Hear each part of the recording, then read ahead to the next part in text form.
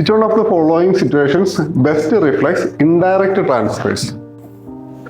Often talked about in media recently with reference to India. ഇപ്പോൾ ഈ question പറയാനുള്ള കാരണം നമുക്കിത് 2022 ആ സമയത്ത് കുറേ കാലങ്ങളായിട്ട് നമുക്ക് ഉണ്ടായിരുന്നതാണ് വോഡഫോണിൻ്റെ ടേക്ക് ഓവറിൻ്റെ ഒരു മേജർ ഇഷ്യൂ.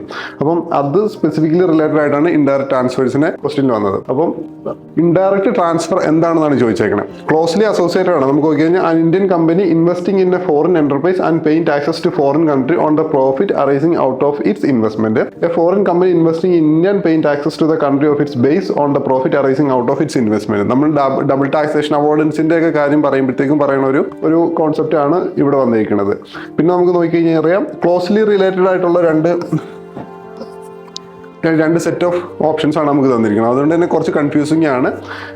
കറക്റ്റ് നമുക്ക് ആ ന്യൂസോ അല്ലെങ്കിൽ ആ കീവേഡോ അറിയാമെങ്കിൽ മാത്രമേ നമുക്ക് ഇതിലേക്ക് അത്രത്തോളം എളുപ്പത്തിൽ എത്താൻ പറ്റുള്ളൂ. ഇവിടെ നമുക്ക് ആൻസർ നോക്കി കഴിഞ്ഞാൽ a foreign company transfers shares and such shares derive their substantial value from asset located in India. ഇതാണ് ഇതിൻ്റെ ഒരു റൈറ്റ് ആൻസർ ആയിട്ട് വരിക.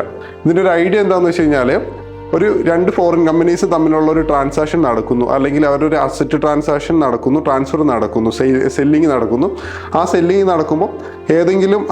നടക്കുമ്പോൾ സെല്ലിങ് നടന്ന കമ്പനിയുടെ അണ്ടർലൈങ് അസറ്റ് ഡിറൈവ് ചെയ്യുന്ന വാല്യൂ ഇന്ത്യയിൽ നിന്നുള്ള അസറ്റിൻ്റെ വാല്യൂ ആണെങ്കിൽ അത് ടാക്സബിൾ ആണെന്നുള്ളതാണ് ഇതിൻ്റെ ഐഡിയ. ഇപ്പം കമ്പനി എ ഒരു ഫോറിൻ കമ്പനിയാണ്, കമ്പനി ബിയും ഒരു ഫോറിൻ കമ്പനിയാണ്. കമ്പനി എ കമ്പനി ബിയുടെ ഷെയർസിനെ അക്വയർ ചെയ്യുന്നു. പക്ഷേ കമ്പനി ബി എന്ന് പറയുന്നത് കംപ്ലീറ്റ്ലി ഇന്ത്യയിൽ നിന്നാണ് അതിൻ്റെ ഓപ്പറേഷൻ, അല്ലെങ്കിൽ കമ്പനി ബി ആണ് ഇന്ത്യയിലെ അസറ്റ് മൊത്തം ഹാൻഡിൽ ചെയ്യണമെന്നുണ്ടെങ്കിൽ കമ്പനി ബിയുടെ മൊത്തത്തിൽ ഓവറോൾ വാല്യൂ നോക്കുമ്പോഴത്തേക്കും ഇന്ത്യയിൽ നിന്നുള്ള അസറ്റിൻ്റെ വാല്യൂ ആണ് കമ്പനി ബി പ്രൊജക്റ്റ് ചെയ്യണം. പക്ഷേ ഫോറിൻ കമ്പനി ആയതുകൊണ്ട് തന്നെ ട്രാൻസ്ഫർ നടക്കുമ്പം അവിടെ ഇന്ത്യയിൽ നിന്നുള്ള ഒന്നും നടക്കുന്നില്ല. പക്ഷേ അണ്ടർലൈങ് അസറ്റ് വാല്യൂ വരുമ്പോൾ ഇന്ത്യയിൽ നിന്നായതുകൊണ്ട് തന്നെ അത് കൺസിഡർ ചെയ്യണം എന്നാണ് ടാക്സേഷൻ്റെ കേസിൽ അമെൻമെൻറ്റ് പ്രകാരം ഗവൺമെൻറ് വന്നത്. ഇതായിരുന്നു വോഡഫോണിൻ്റെ കേസിൽ സംഭവിച്ചത്.